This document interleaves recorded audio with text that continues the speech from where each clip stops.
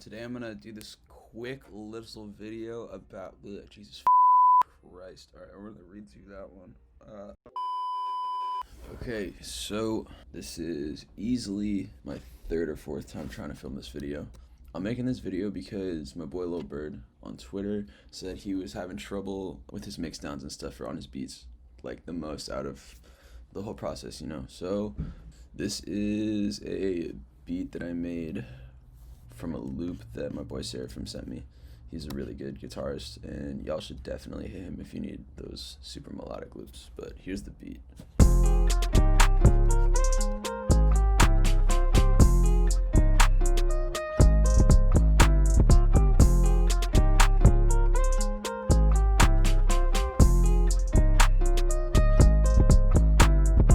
Alright, so that was the beat mixed down. This is the beat without any leveling or anything like that.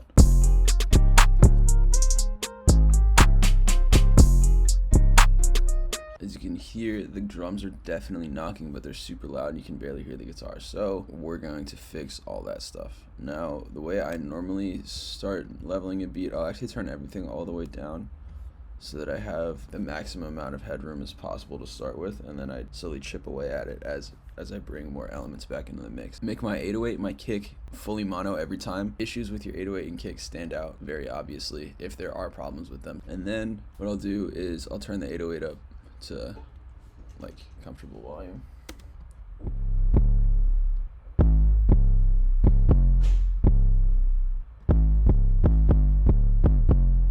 Also, if you're having trouble trying to fine-tune every single sound like by like 0.1 dB or whatever, and you're just like overly thinking it, close your eyes and level without looking at the screen. After the 808, I usually do the kick, because if I can get those two to sit right together, then I just build the rest of the beat around it.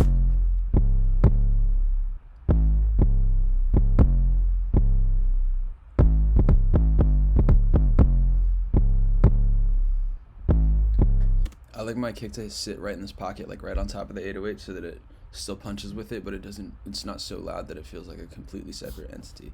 After that, I'll bring in the melody. I cut the lows a little bit out of the guitar because I wanted to make sure that there's no clashing with the 808 or the kick at all. That should be pretty self-explanatory. Then just turn it back up.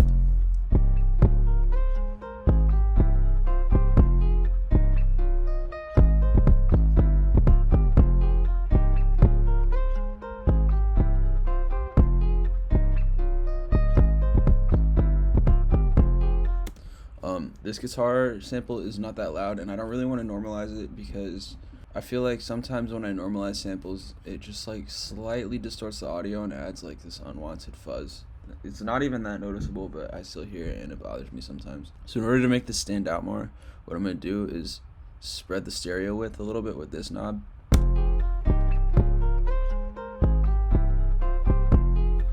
Now it's like the guitar is like around the 808 and the kick, or they're like down on the bottom and the centerpiece sort of. On top of this, what I normally do like when I'm mixing full tracks is if I want something to sound fuller but not necessarily like louder, I'll parallel compress it, and on the aux track it'll be super compressed, and then I'll blend that with the dry signal. But when I make beats, I don't like doing parallel processing because eventually I usually have to bounce the stems out at some point. And if I want to print all that audio, I usually just work with everything as inserts. So to do parallel compression as an insert, what I do is compress it as an insert right here, but turn the mix knob, take the mix knob right here and turn it all the way down, almost all the way down, just so that there's hardly anything going on. If I have this all the way up, it sounds like this. It's getting crushed. Doesn't sound like much, but it's definitely a little bit fuller. And then if we add the Saturn on top of it,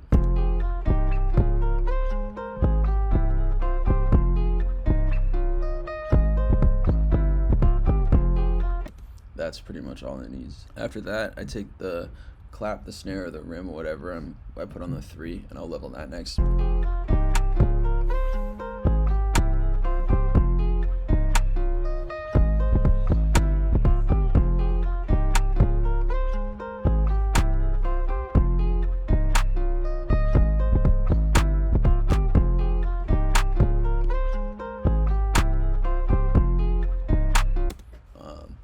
good for the rim and the clap.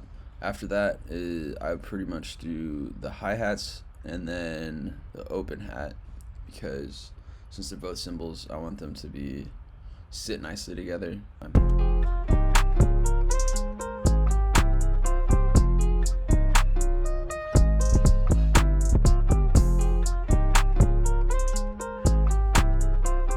Then after that, I have these two snares for more bounce, and one of them plays more often than the other, so I'm going to do that one first, and then I'll level the last one.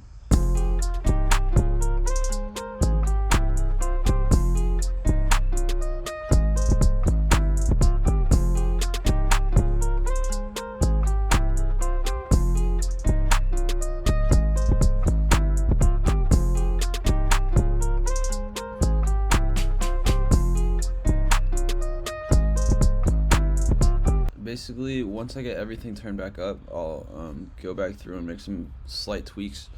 And after the levels are good, I'll start panning certain things. I won't always do this, but like something to keep in mind that people don't really think about is that, like, if you were to play your drums out like on an actual like real drum set, they wouldn't just be like straight down the middle. Like, a drum set is arranged around the drummer. So think about where in the space of that actual drum set each of these elements would be. A lot of professional drummers have their hi-hats on the left, so you might want to slightly pan your hi-hats to the left. Not that you have to, but sometimes it's nice and it spreads the beat out a little bit more and gives you more clarity. Also, these two snares, they kind of play off of each other, so putting them opposite sides of the mix just a little bit keeps things a little more interesting. And then this open hat can also go to the left a little bit, because when you play a hi-hat, you can have it closed, which would be like this guy, or open and be like this guy. But it would be the exact same actual physical drum, so if you have them pan the same amount, then it just makes sense. And after that, there's just this riser sound and our tags at the beginning of the beat.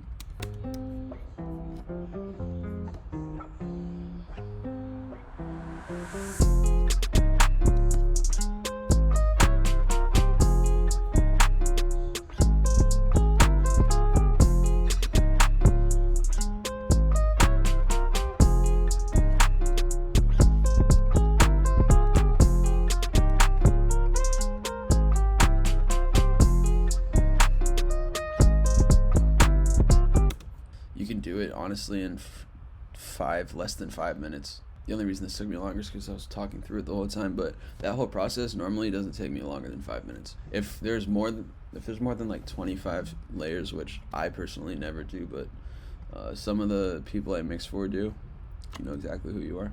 For the most part, most trap beats are fairly simple, and it shouldn't take you longer than 5 minutes. If it does, you might be overthinking shit. But yeah, I hope this was helpful for you guys in some way, shape, or form, and I'll definitely be doing more videos like this, so drop a like, comment, subscribe, all that, and I hope you have a great day. Peace.